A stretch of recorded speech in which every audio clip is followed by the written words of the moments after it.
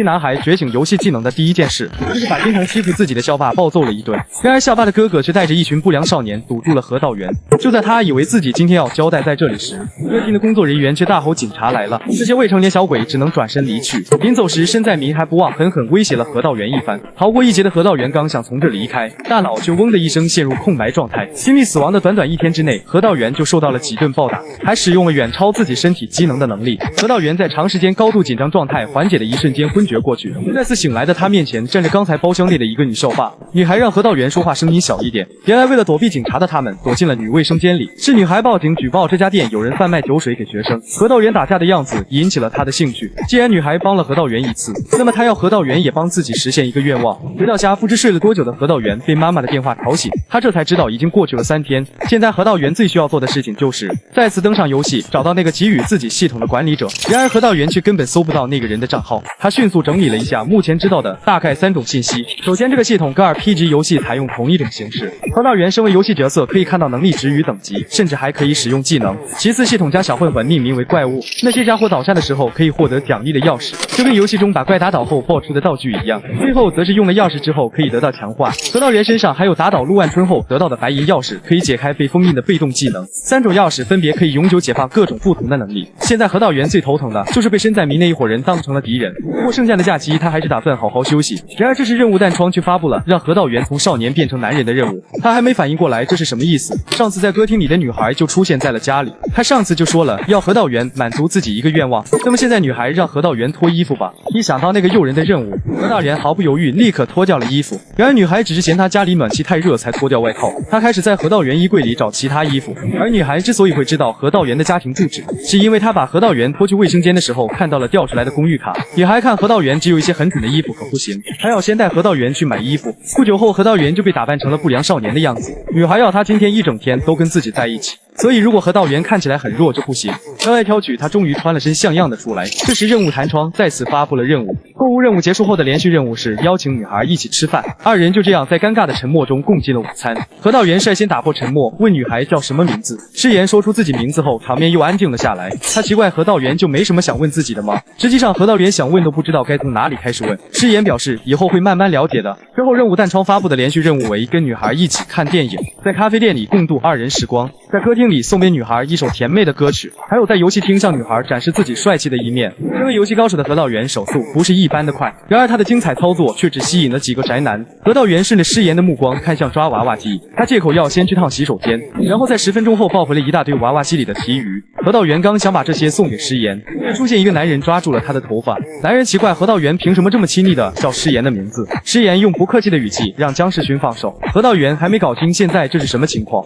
姜世勋率先质问他是谁，一旁的诗妍却回答他是我男朋友。姜世勋跟河道园同时被吓了一跳，诗妍拉着河道园就走了。被男朋友这个词冲昏头的河道园迷迷糊糊的跟着诗妍走，然后他就看到了让自己目瞪口呆的地方。诗妍竟然要带着河道园去泡温泉。任务弹窗也显示他说的愿望目的地就是这里。河道园不管怎么想都觉得现在这样还太早了，诗妍却让他乖乖待着就好，剩下的自己会看着办。这时河道园才发现温泉店都已经停业了。他被诗妍带到了某个聚集了不良少年的会议，主持人宣布关岳区校霸定期大会即将开始。这次大会的第一个提案就是最近在学校跟歌厅造成我方伤亡的危险人物河道园。满头大汗的他还没搞清情况，主持人就让觉得需要处理危险人物的人举手。下一秒全场的不良少年都举起了手。那么现在开始，河道园被指定为关岳区校霸会的第497名目标。任务弹窗也在这时发布了成为男人的最终任务，完成连续任务后将一次性得到所有任务的奖励。河道园小声问诗妍，难道是把他带来这里送死的吗？眼看台上的主持人就要通过第1项提案，隶属于波拉美小区的诗妍却让他先跳过这个，宣布下一个提案吧。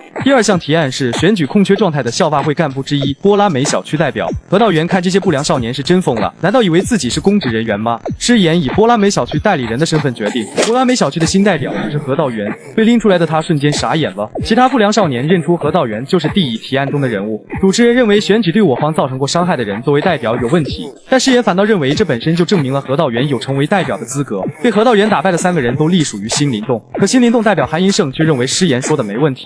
河道园非常抗拒进什么所谓的校霸会，诗妍让他好好想想吧，如果不加入校霸会就要跟关岳区的所有校霸为敌。诗妍这么做也不是为了河道园好，而是有某个他讨厌的人正在给予波拉美小区代表的位置，所以诗妍要在那个人上位之之前，让何道元坐上去。同样隶属于波拉美小区的姜世勋也来参加了校霸会，他不满师言居然让这种废物坐上代表的位置，喘不上气的何道元只感觉自己被钳子抓住了。主持人请各位前辈不要在公开场合闹成这样。姜世勋表示自己才是波拉美小区的新代表，既然有2位候补要争夺代表的位置，那么主持人只能进行那个环节了。刚才还坐在一起的不良少年们迅速散开，候补间的对决即将开始，赢家才有做波拉美小区代表的资格。何道元不明白事情怎么突然就变成了这样，不过既然这样，他也没办法了。何道元率先使用鹰准坠击技能袭向姜世勋，其他不良少年惊叹那个真厉害，被称为波拉美黄金胳膊的姜世勋，何道元的鹰准坠击技能竟然被挡下了。要知道他这一招可是瞬间就干掉了陆万春，技能点不足的何道元无法再使用技能了，姜世勋立刻就使用裸脚钳制住了他，